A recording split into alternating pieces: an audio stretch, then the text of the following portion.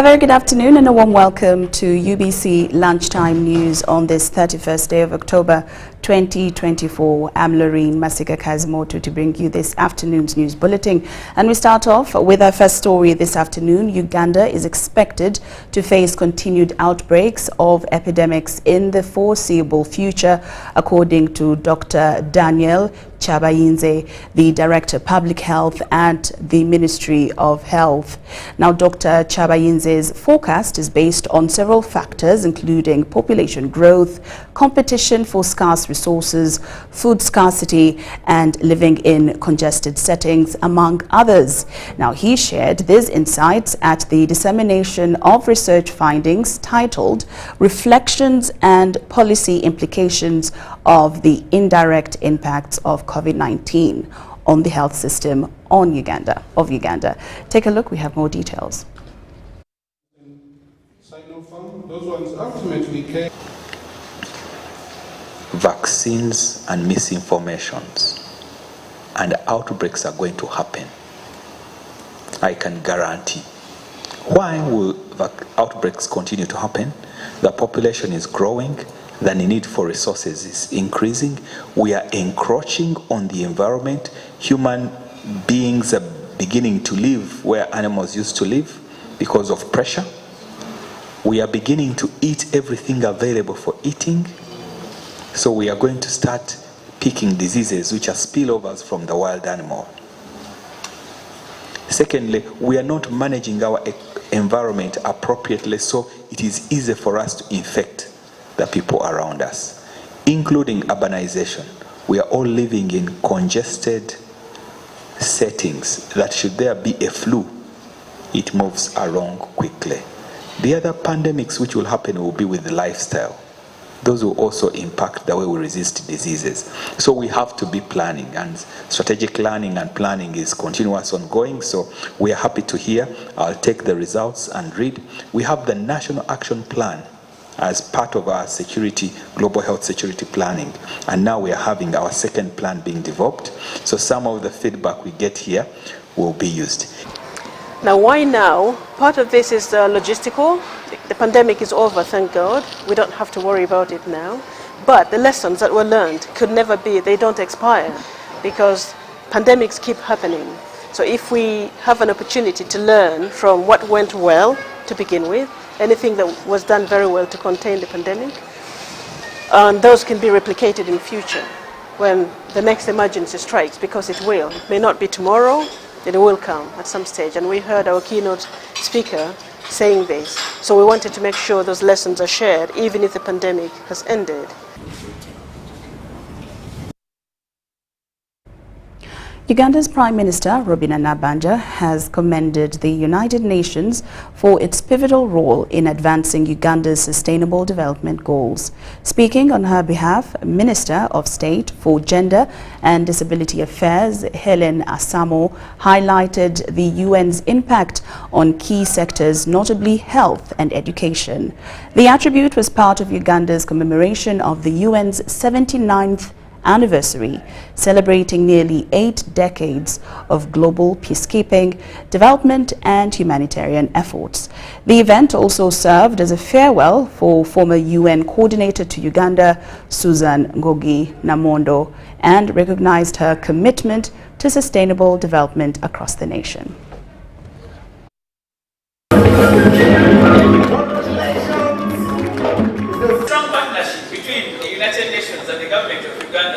Has been instrumental in our journey. Together we have worked to realize the promise of the SDGs, from fostering health care to expanding access to education, from advancing gender equality to fostering economic empowerment, social inclusion, and environmental sustainability. Our joint efforts have touched the lives of communities in Uganda. The UN system has offered us an unwavering partnership in our journey towards prosperity, peace, and protection of our people and planet.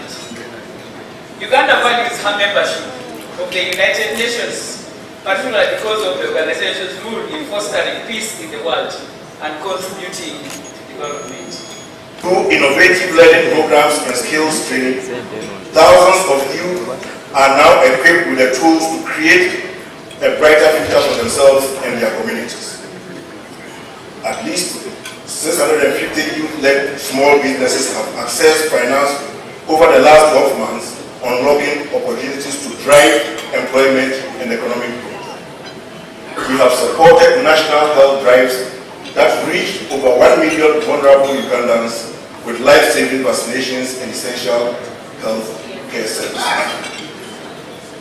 Environmental sustainability remains a key focus, with initiatives aimed at combating climate change, preserving natural resources, and promoting sustainable land management.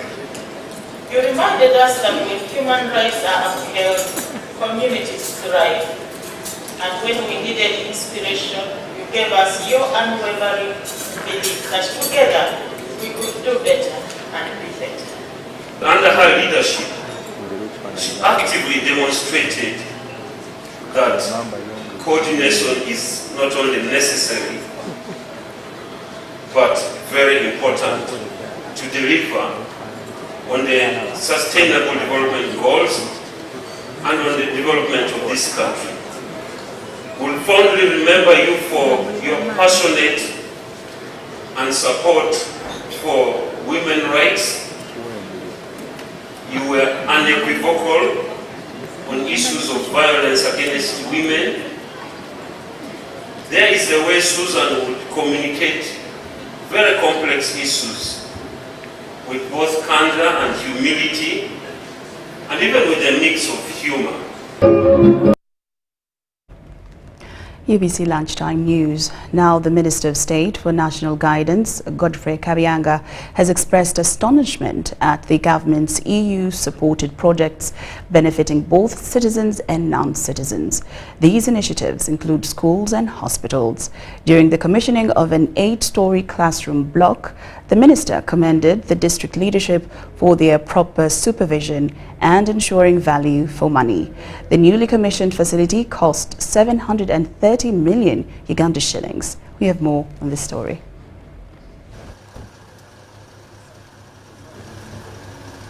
Minister of State for National Guidance Godfrey Kabianga has visited government and EU-supported projects in Koboko district. His first stop was at Lasanga Health Center 3 in Nyatika Cell, Amunupi Ward, West Division, Koboko Municipality. 10,600 plus patients in OPD, and then over 1,000 antenatals. This is an OPD, it has been running as an OPD, but we do emergency deliveries. Since then, we have delivered now 37 mothers, out of which 17 are from across the border, Congo. European Union for facilitating the construction of this very important facility. Yes. And I'd also like to thank the political leadership here for utilizing those funds very well, because sometimes government funds have been wasted. But the political leadership, I think, did a lot. This hospital is equipped with standardized patient beds and other medical facilities, serving neighboring districts, South Sudan and Democratic Republic of Congo. The 13 acres of land where the hospital is were contributed by the community. The minister then proceeded to Nyarilo Secondary School, where he launched a science laboratory to enhance and support sciences, including ICT. I most sincerely appreciate his worship, the mayor, for identifying LSS as one of the beneficiaries of the EU Science Laboratory project. This worship, this will go down in history as one of your best decisions ever. I pray that you take many more of such decisions in the near future. However, after saying thank you for the laboratory facility, I remind you that science equipment in the laboratory will surely make it complete. And President Museveni is not a trader in coffee. He doesn't trade in cotton. For him, he trades in people. So, he has given you a whole science laboratory. The only thing you can give President Museveni is to vote for him. because you have no money to give him. He also commissioned a storied building at Terimunga Primary School, valued at 738 million Ugandan shillings, to ensure that the 2,376 pupils have access to quality infrastructure. And we have 1,226 girls. We have so many non-UPE children in our school, that is the nationals from Democratic Republic of Congo, and we have also those who come from South Sudan, who are learning in our school here. These people are managed by 37 teachers, and at the same time, we have 8 support staff. There was already a gap, a deficit of classrooms, and now European Union has filled that gap, that deficit. So I think it is really so good. It means a lot to this country that children have shelter. Couldn't believe that that building was 730 million. It is something which we should use as a benchmark to all other projects. Yeah, it should, because that building in other entities, it can even be 2 billion, but only 730 million, 8 classrooms, storage. It's wonderful. During his visit, the minister planted a tree at each of the locations he visited in Koboko district. Oko Joseph and Ivan Kahwa, UBC. Tour operators under the exclusive Sustainable Tour Operators Association have embarked on a campaign aimed at mitigating the impacts of climate change and promoting eco-friendly tourism in the country. The campaign will see every tourist who visits the country plant a tree as one of the measures to restore the environment. We have more. Tour operators under the exclusive Sustainable Tour Operators Association have embarked on a campaign aimed at mitigating the impacts of climate change and promoting eco-friendly tourism in the country. The campaign will see every tourist who visits the country plant a tree. Come up with a tagline of every tourist a tree, meaning that any tourist that is taken around in this country by our members is able to plant a tree. And we already have a partnership with Kafred in Ichivale National Park, where we have started this project, planting a tree. And we are also in partnership with Uganda Wildlife to do some tree planting in Mount Elgon. Climate change poses an existential threat to the tourism industry and the incredible natural landscapes that drive tourism in the country. To reverse this, tour operators under the exclusive Sustainable Tour Operators Association have embarked on a One Tourist, One Tree campaign, symbolizing their role in creating greener, healthier planet. At the end of the day, if we don't mitigate, even some of our resources will be washed away by floods, as we have seen. We need also to mitigate of the resources we have in regarding to the waters we have. The other day, the River Nile and Lake Victoria burst their banks, so we have to take care of the climate change. The chairperson, Estoa Boniface Biamukama, says this initiative is also intended to protect and restore the existing tourism sites in Uganda and protect them from the adverse impacts of climate change. The association has signed a partnership with Travel Life, a training, management and certification body that oversees tour operators' activities and assures that they are in line with the climate mitigation agenda. They're going to be able to access a learning platform, accessing basically training in 17 sustainability areas, basically. And every one of the tour operators, once they are signed up and engaged with Travel Life, they'll be able to use that platform, the learning platform. And then we also have, Travel Life also comes in to support them via marketing. We're promoting their products, especially in Berlin, in Europe. So it comes in, they also use the logo once they've become a Travel Life partner or Travel Life certified. And then the other area that they're actually doing is, what Travel Life is doing with the store is also to support them we have the management tool, which they will be using to report on their sustainability activities. Basically from the point of planning from the point of planning to executing, implementing the sustainability activities and also monitoring them. Mary Namkose, UBC News. The other side is the community. Thank you, Mary Namkose. Now, local NRM leaders in Katikamu South, Luwero district, have urged national leaders to bar candidates defeated in party primaries from running in the general elections. The appeal came during a meeting led by NRM flag bearer Patricia Magara, focused on strengthening party structures from the village to district level ahead of the upcoming primaries. All leaders unanimously agreed that party members who lose in the primary elections should not compete in the general elections to protect the integrity of the party.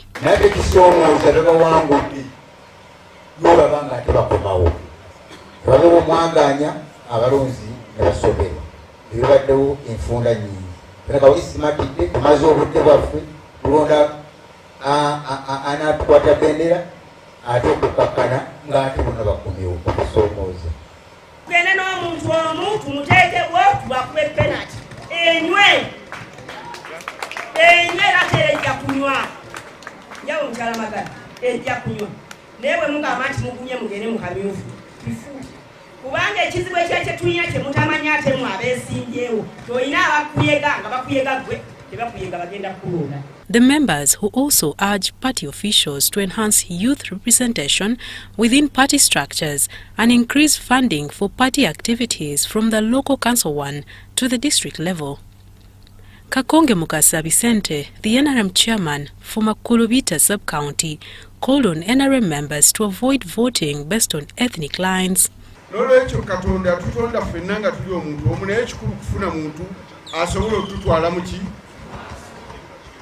Okusoka katonda bano yawazika sente natala boyo oyo n'omukyala simanyi imirirako lumu nagenda mu faamu ye nampaayo ente lumanyize sirimba yampete yakazaala emirundi ebiri.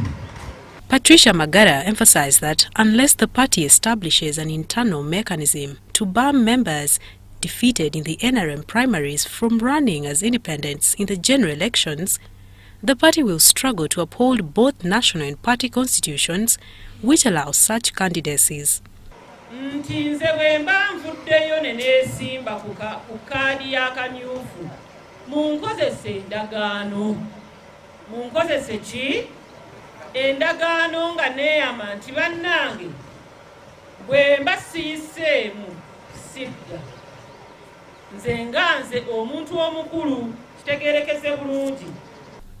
Magara also revealed plans by the government of Uganda to create Bombo Municipality and Luwero Municipality constituencies effective July 2025, affirming her intention to remain in contest in Katikamu South.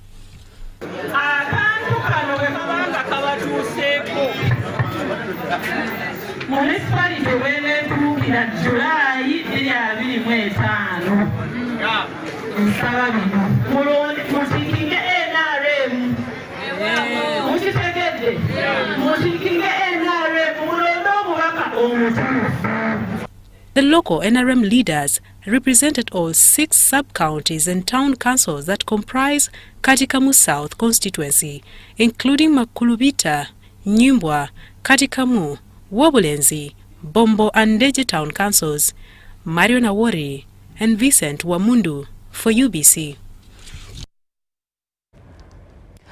Yes, now today Kampala commemorates the 24th anniversary of United Nations Security Council resolution, a pivotal framework aimed at amplifying the voices of women in peace and security processes.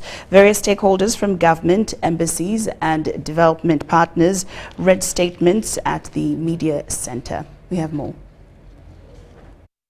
Why the UN Council Resolution 1325? It was in recognition of the fact that around the world there are always armed conflicts. As we speak now, over 100 countries globally are facing armed conflicts. Add one, gender equality are being lost because of these wars. Here in Uganda, out of the nearly 1.2 8 million refugees that we have here, 79% of them are women and children. And then you go to any refugee settlement and it is evident. You don't find many men there, but mostly women and children. You can find some boys there as well. Women as first responders. When a disaster happens in a community, it is women who run there first. I will give you an example of when the ADF attacked Rihira school in Kasese district. It was women who reported there first to calm down the situation, to talk to the survivors, to talk to the school administrators, to talk to the parents who were arriving, to call the police to come. It was women. Participation of women in conflict prevention, resolution, and peace building. And they need to elevate the voices of women and girls in relief and recovery efforts, ensuring that they have equal voices and access to relief and recovery processes, and also that their specific needs are prioritised, including when it comes to transitional justice. UBC Lunchtime News takes a very short break, but we return with more stories after these messages.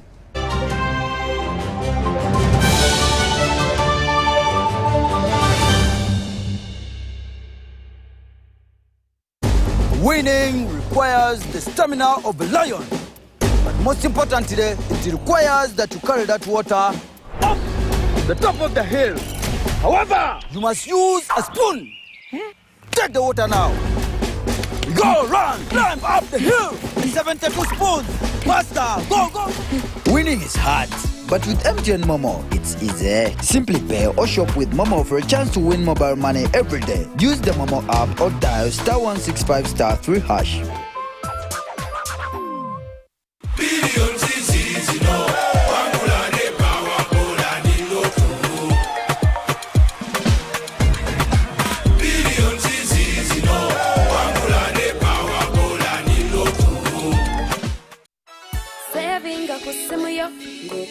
In the heart of Uganda, a financial revolution is happening. We were once left out, saving the old-fashioned way, with an unexpected saving spot, keeping it too close for comfort. But now, we found a better way to save and manage money. Download the Wendy app from Google Play or App Store or dial *229#.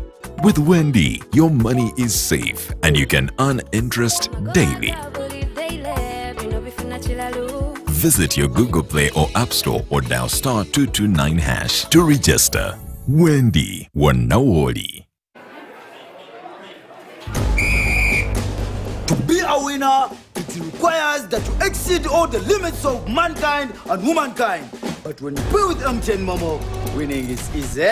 Simply get your phone and use the Momo app or dial *165 *3#, enter merchant code, enter amount, enter your Momo PIN and pay. Congratulations! Your stomach is full and now you stand a chance to win mobile money with MTN Momo. The Ministry of Health informs the general public that there are some cases of Mpox detected in Uganda. The ministry, working with partners and affected district local governments, are doing their best to contain the situation. The signs and symptoms of Mpox are body rash, fever, general body weakness, headache, sore throat, nasal congestion or cough, and swollen lymph nodes. You can prevent yourself from getting infected with Mpox by avoiding close contact with people who have been confirmed to have Mpox or who have signs and symptoms of Mpox. Avoiding touching or sharing personal items like beddings, eating utensils, phones, or other belongings of a person who has the signs and symptoms of Mpox. Avoiding contact, including eating, with all wild animals, alive or dead, especially those known to carry the virus, such as rodents and monkeys, and those that appear sick or have been found dead. Getting vaccinated if you're among those who have been identified to be at high risk of Mpox infection. Mpox is treatable and usually goes away after 2 to 4 weeks. However, it can be severe, causing even death, especially among children, pregnant women, and those with other health conditions. For more information and support, contact your nearest health worker. Call the Ministry of Health's toll-free line on 0800 100 066 or send a free SMS to your report on 8500.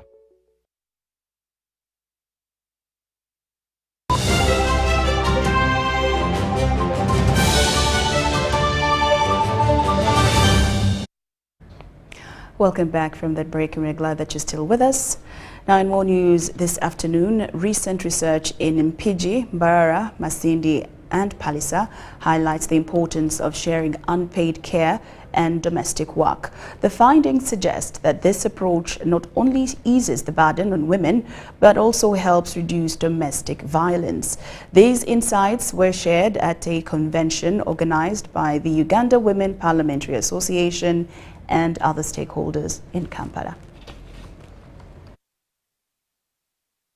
The POWER project findings show that women currently spend an average of 6.6 hours daily on unpaid tasks, limiting their educational, career, and political opportunities. Not to leave a woman at home doing all the domestic work, and in the evening someone comes and asks a woman what she has been doing since morning. I think we need to shift. Men are appreciated. When these women are helped at the end of it all, we'll find that we have very reduced numbers as far as domestic violence is concerned. To address ingrained gender norms, experts recommend teaching children in schools that domestic chores are a shared responsibility, not solely a woman's role. For example, when you go to school and they are teaching children that who cooks at home, mommy cooks at home, who works at home, daddy works.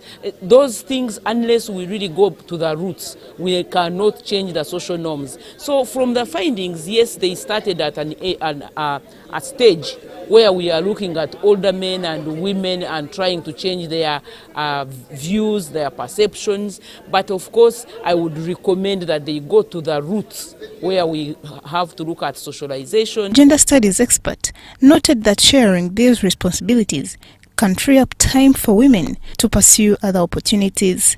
So most of them say they increase their time for self-care, and also they increase their time in paid care, in paid related activities.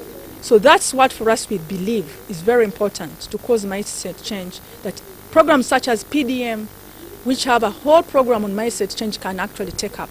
How do you change social issues for uptake of programs such that government or Ugandans can increasingly change and engage in paid-related activities? The report urges policymakers and communities to recognize the value of unpaid care work and promote equal distribution of these responsibilities. Cayenne Faith and Mike Bakablindi for UBC. Now, Shell has introduced a new oil lubricant called Shell Remula R3X, tailored to meet the needs of motorists in Uganda. The lubricant is specifically designed to protect the older, hard-working engines of diesel-powered passenger commuter taxis and trucks. We have more.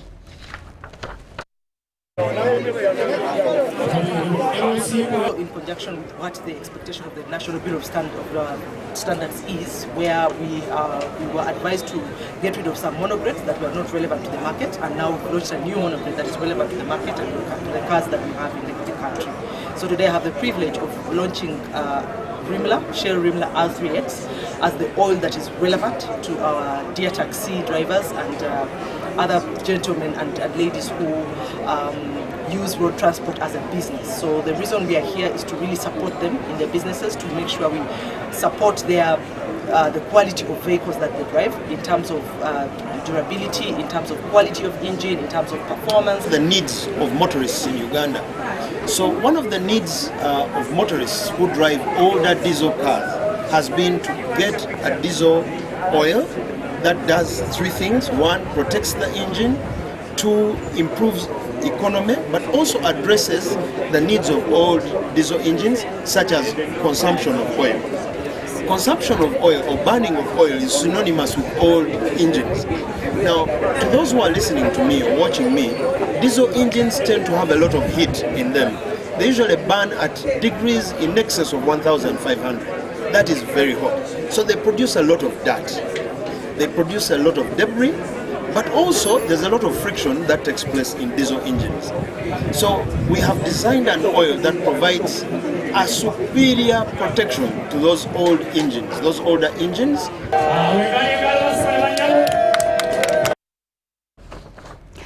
And with that, UBC Lunchtime News has come to an end. Thank you so much for joining us this afternoon. Do enjoy much more of UBC Television's programming. I'm Loreen Masika Kazimoto. Good afternoon.